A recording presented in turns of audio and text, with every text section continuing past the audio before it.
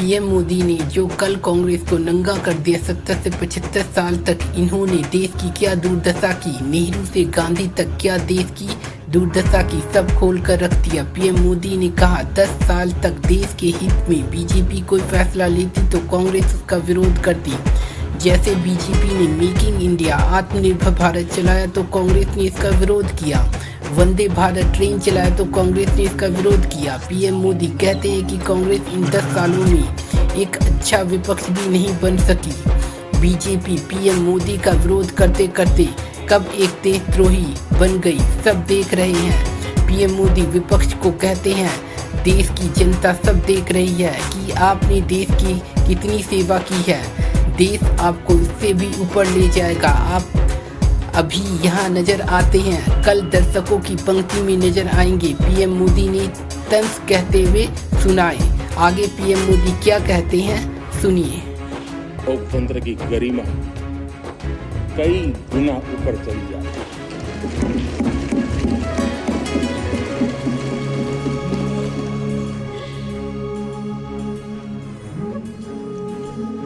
ये 75वां गणतंत्र दिवस,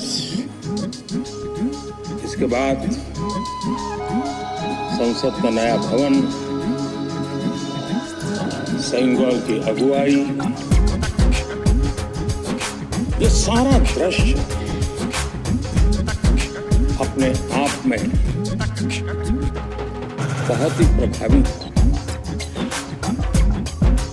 मैं जब वहां से पूरे कार्यक्रम को भागीदारी कर रहा हूं, यहाँ से तो उतना हमें भव्यता नजर नहीं आती है, लेकिन वहां से मैंने देखा कि वाकई नए सदन में इस गरिमामय उपस्थिति में राष्ट्रपति उपराष्ट्रपति जी रहा, हम सबके मन को प्रभावित करने वाला वो दृश्य हमेशा हमेशा याद है।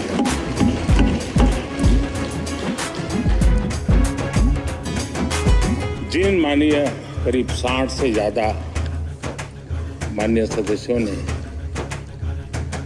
राष्ट्रपति जी के आभार प्रस्ताव पर अपने विचार रखे हैं, मैं विनम्रता के साथ अपने विचार व्यक्त करने वाले सभी अपने माननीय सांसद गण का आभार व्यक्त करता हूं। मैं विशेष रूप से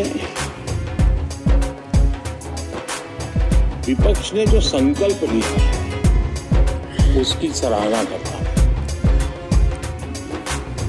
उनके भाषण के एक एक बात से मेरा और देश का विश्वास पक्का हो गया है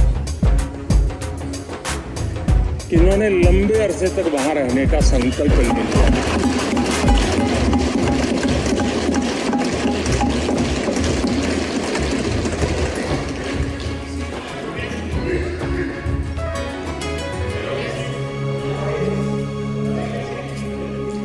आप कई दशक तक जैसे यहां बैठे थे, वैसे ही कई दशक तक वहां बैठने का आपका संकल्प, और जनता जनार्दन तो ईश्वर का रूप होती है, और आप लोग जिस प्रकार से इन दिनों मेहनत कर रहे हैं, मैं पक्का मानता हूं कि ईश्वर रूपी जनता जनार्दन आपको जरूर आशीर्वाद देगी, और आप जिस ऊंचाई पे हैं उससे भी अधिक ऊंचाई पर जरूर पहुंचेंगे, और अगले चुनाव में दर्शक दिशा में दिखेंगे।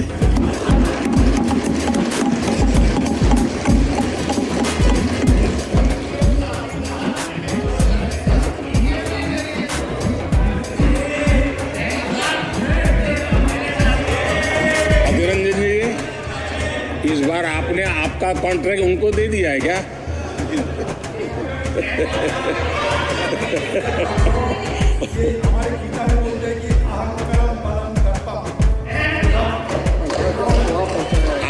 आपने इन्हीं चीजों को बचाया है।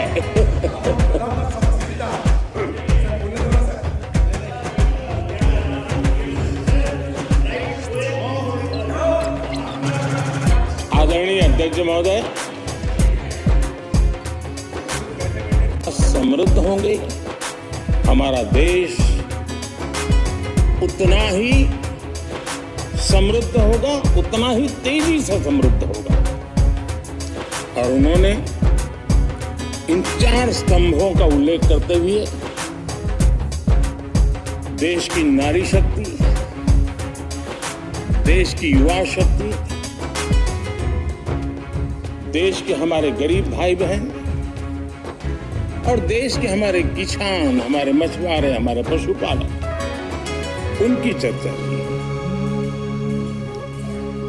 इनके सशक्तिकरण के माध्यम से राष्ट्र के विकसित भारत के लक्ष्य को प्राप्त करने के जो राह है, उसका स्पष्ट दिशा निर्देश आदरणीय राष्ट्रपति ने। अच्छा होता, हो सकता है आपके यहाँ फिशरमैन माइनॉरिटी के ना हो सकता है आपके यहाँ पशुपालक माइनॉरिटी के ना हो सकता है किसान आपके यहाँ माइनॉरिटी के ना हो सकता है महिलाएं आपके यहाँ माइनॉरिटी में ना हो सकता है कि आपके यहाँ युवा में माइनॉरिटी। क्या हो गया है दादा कि क्या देश के युवा जी की बात होती है, समाज के सब वर्ग नहीं होते हैं? क्या देश की नारी की बात होती है, देश की सभी नारी नहीं होती है?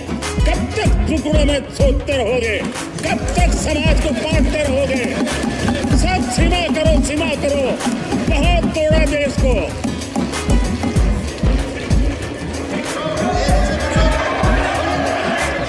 आदरणीय अध्यक्ष जी, अच्छा होता कि जाते जाते तो कम से कम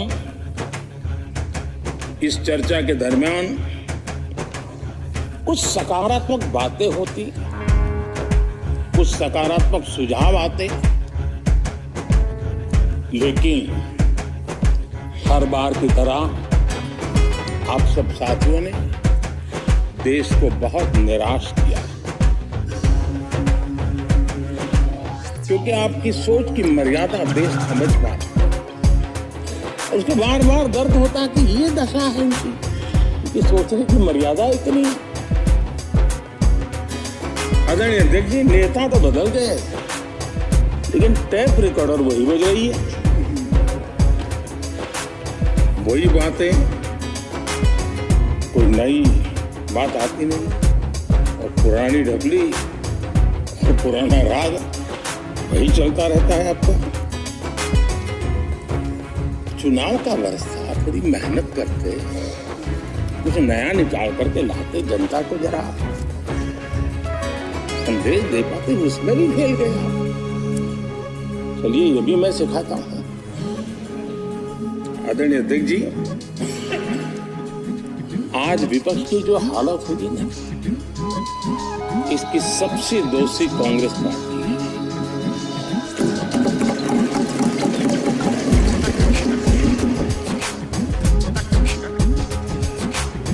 कांग्रेस को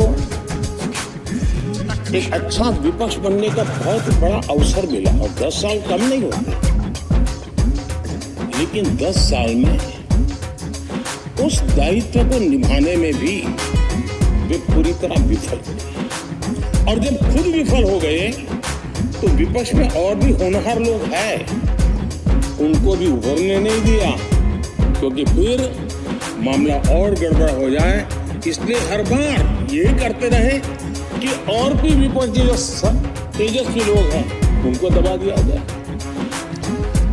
हाउस में कई हमारे माननीय सांसदगण हैं, उत्साह भी उमंग भी है, लेकिन अगर वो बोलें, उनकी छवि उभर जाए तो शायद किसी की छवि बहुत दब जाए। उस चिंता में इस यंग जनरेशन को मौका न मिले, हाउस को भी चलने नहीं दिए गए। यानी एक प्रकार से इतना बड़ा नुकसान कर दिया है, खुद का भी, विपक्ष का भी, संसद का भी और देश का भी। और इसलिए, और मैं हमेशा चाहता हूं कि देश को एक स्वस्थ अच्छे विपक्ष की बहुत जरूरत है।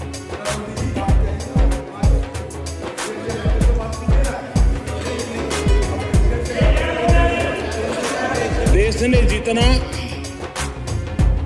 परिवारवाद का खामियाजा उठाया है और उसका खामियाजा खुद कांग्रेस ने भी उठाया है। वजीर बाबू की हालत हम देख रहे हैं, वरना ये समय था संसद में रहने का, लेकिन परिवारवाद की सेवा तो करनी पड़ती है।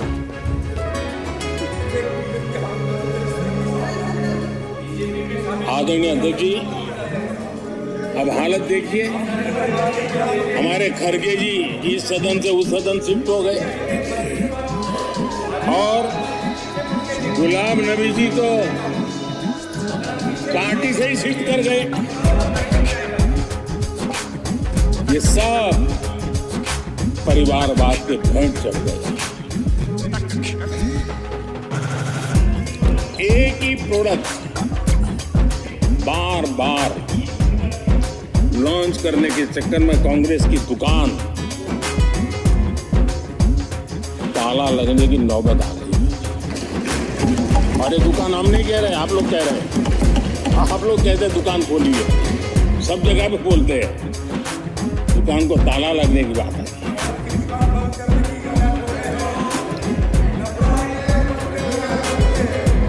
यहाँ हमारे दादा अपनी आदत छोड़ नहीं पाते हैं, वो वहां से बैठे बैठे कमेंट कर रहे हैं परिवारवाद की। मैं जरा समझा देता हूँ, माफ करना अध्यक्ष महोदय, मैं जरा समय ले रहा हूँ। हम किस परिवारवाद की चर्चा करते हैं? अगर किसी परिवार में अपने बलबूते पर जन समर्थन से एक से अधिक अनेक लोग अगर राजनीतिक क्षेत्र में भी प्रगति करते हैं, उसको हमने कभी परिवारवाद नहीं कहा। हम परिवारवाद की चर्चा वो करते हैं जो पार्टी परिवार चलाता है, जो पार्टी परिवार के लोगों को प्राथमिकता देती है, जो पार्टी के सारे निर्णय परिवार के लोग ही करते हैं, वो परिवारवाद है। न राजनाथ जी की कोई पॉलिटिकल पार्टी है, न अमित शाह की कोई पॉलिटिकल पार्टी है। और इसलिए जहां एक परिवार को पार्टियां लिखी जाती हैं, वो लोकतंत्र में उचित नहीं है। लोकतंत्र में पार्टी अनेक, एक परिवार के 10 लोग राजनीति में आए, कुछ बुरा नहीं है। हम तो चाहते हैं नौजवान लोग आए,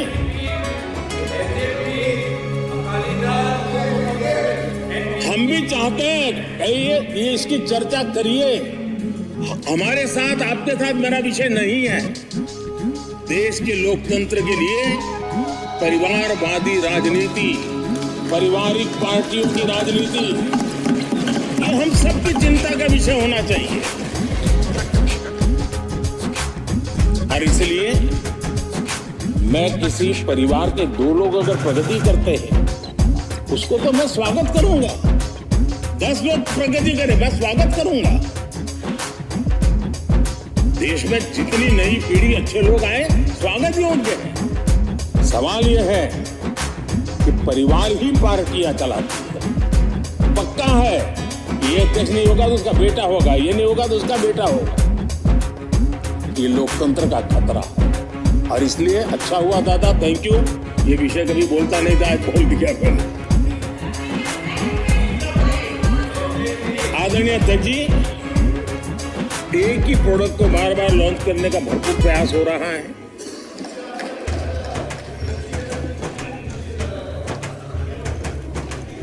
आदरणीय अध्यक्ष जी, कांग्रेस एक परिवार में उलझ गई।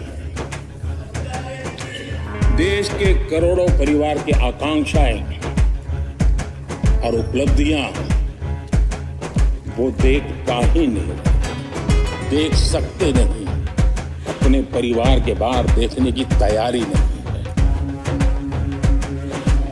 और कांग्रेस में एक कैंसिल कल्चर डेवलप हुआ है। कुछ भी है कैंसिल, कुछ भी है कैंसिल। एक ऐसे कैंसिल कल्चर में कांग्रेस फंस गई है। अगर हम कहते हैं मेक इन इंडिया, तो कांग्रेस कहती है कैंसिल। हम कहते हैं आत्मनिर्भर भारत, कांग्रेस कहती है कैंसिल। हम कहते हैं वोकल फॉर लोकल, कांग्रेस कहती है कैंसिल। हम कहते हैं वंदे भारत ट्रेन, कांग्रेस कहती है कैंसिल। हम कहते हैं संसद की नई इमारत, कांग्रेस कहती है कैंसिल। यानी मैं हैरान हूं, ये कोई मोदी की उपलब्धियां नहीं है, देश की उपलब्धियां।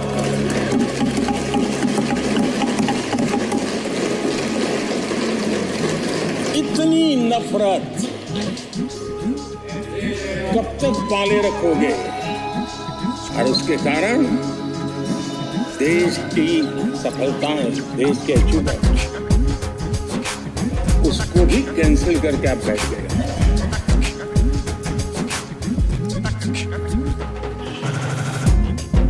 आदरणीय अध्यक्ष जी, राष्ट्रपति जी ने विकसित भारत के रोडमैप पर चर्चा करते हुए आर्थिक पहलुओं पर विस्तार से चर्चा की। अर्थव्यवस्था के मूलभूत जो आधार है उसके की बारीकी से चर्चा की और भारत की मजबूत अर्थव्यवस्था को आज पूरी दुनिया सराह रही है, पूरी दुनिया उससे प्रभावित है। और जब विश्व संकट से गुजर रहा है तब तो उनको और ज्यादा अच्छा लगता है। G20 समिट के अंदर सारे देश ने देखा है कि पूरा विश्व भारत के लिए क्या सोचता है, क्या कहता है, क्या आशा करता है।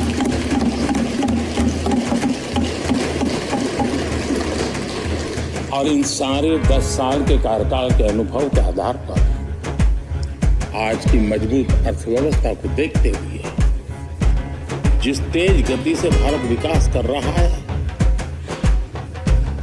उसकी बारीकियों को जानते हुए मैं विश्वास से कहता हूं, और इसीलिए मैंने कहा है कि हमारे तीसरे टर्म में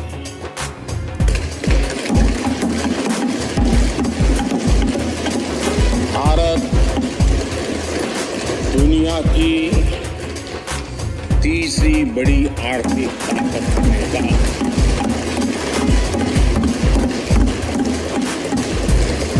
और ये मोदी की गारंटी है।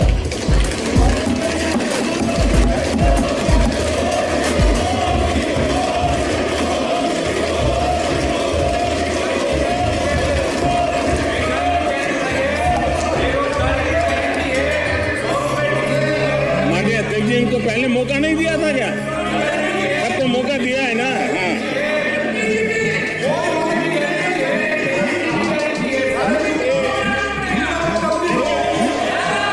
आदरणीय अध्यक्ष जी, जब हम दुनिया की तीसरी बड़ी आर्थिक शक्ति बनकर के उभरेंगे कहते हैं, तो हमारे विपक्ष में बैठे कुछ साथी कैसा कुतर्क देते हैं। वो कहते हैं इसमें क्या है, ये तो अपने आप हो जाएगा। क्या कमाल है आप लोग। मोदी का क्या है, ये तो अपने आप हो जाएगी। मैं जरा सरकार की भूमिका क्या होती है इस सदन के माध्यम से देश को और विशेष करके देश के युवा मन को बताना चाहता हूं, देश की युवा शक्तियों को बताना चाहता हूं कि होता कैसे है और सरकार की भूमिका क्या होती है। आदरणीय अध्यक्ष जी, 10 साल पहले 2014 में फरवरी महीने में जो इंटरिम बजट आया था, उस समय कौन लोग बैठे थे आपको तो मालूम ही है, देश को ही मालूम है। जो 10 साल पहले इंटरिम बजट आया था, उसे पेश करते समय उस समय के वित्त मंत्री ने जो कहा था, मैं उसको कोट कर रहा हूं,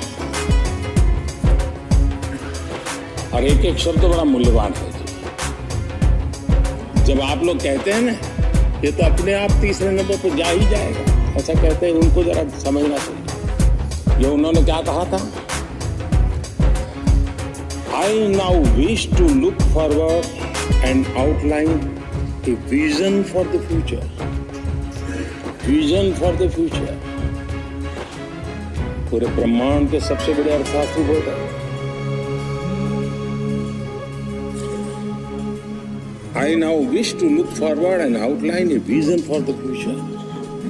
आगे कहते हैं, I wonder how many have noted the fact that India's economy, in terms of the size of its GDP, is the 11th largest in the world. यानी 2014 में 11 नंबर पहुंचने पर क्या गौरवगान होता था। आज 5 पर पहुंच गए और आपको क्या हो गया। आदरणीय अध्यक्ष जी, आदरणीय अध्यक्ष जी, आदरणीय अध्यक्ष जी, आदरणीय अध्यक्ष जी, आदरणीय अध्यक्ष जी, आदरणीय अध्यक्ष जी, मैं आगे पढ़ रहा हूँ। गोगोई जी थैंक यू, आपने अच्छा कहा। मैं आगे पढ़ रहा हूँ, ध्यान से सुनिए साथियों, ध्यान से सुनिए। उन्होंने कहा था is the 11th largest in the world. बड़ा गौरव का बात। There are great things in the store. हाटी वो कह रहे हैं there are great things in store. फिर आगे कहते हैं there is a well argued view that in the next 3 decades, India's nominal GDP will take the country to the 3rd rank after the US and China. उस समय ये ब्रह्मांड के बड़े अर्थशास्त्री कह रहे थे कि 3रे नंबर पर 30 साल में हम पहुंच जाएंगे। 30 साल। और फिर कहा था ये मेरा विजन